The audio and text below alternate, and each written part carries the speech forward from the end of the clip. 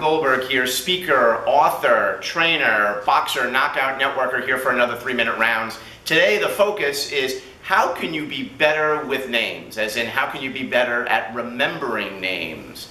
Heck, half the time I can't remember my own name. I'm taking so many shots to the head. But isn't it embarrassing when you go to an event and you're seeing people that you've met before and you can't recall their names? It happens to all of us. So just some thoughts around how to be better with names.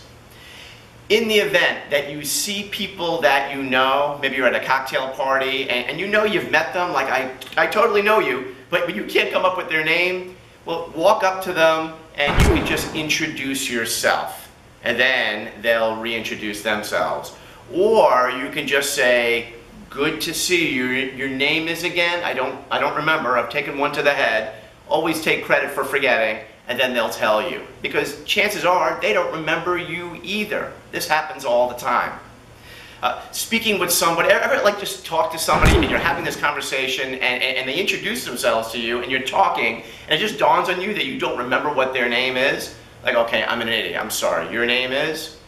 Well, here are some ways to prevent that from happening. Well, for one thing, always take it on the chin. If you lose your mind, you don't remember a name, take credit for that. I'm sorry, I'm an idiot, your name is again. Right?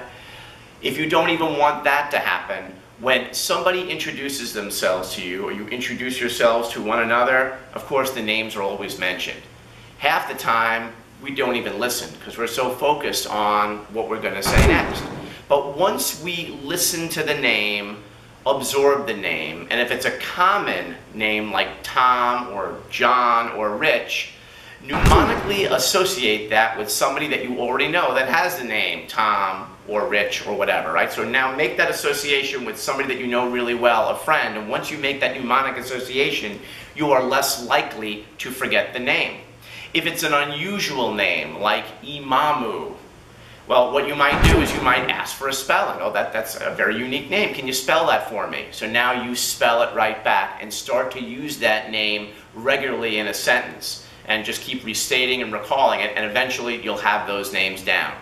Finally, if you're going to be going to an event and you know that you've met people there before, but you don't have a clue as to what some of the names are, if you can, try to research the event ahead of time or make a phone call or send an email to somebody that you know is going to be there, that you know well, and see if they can refresh your memory as to some of the people that you might have met.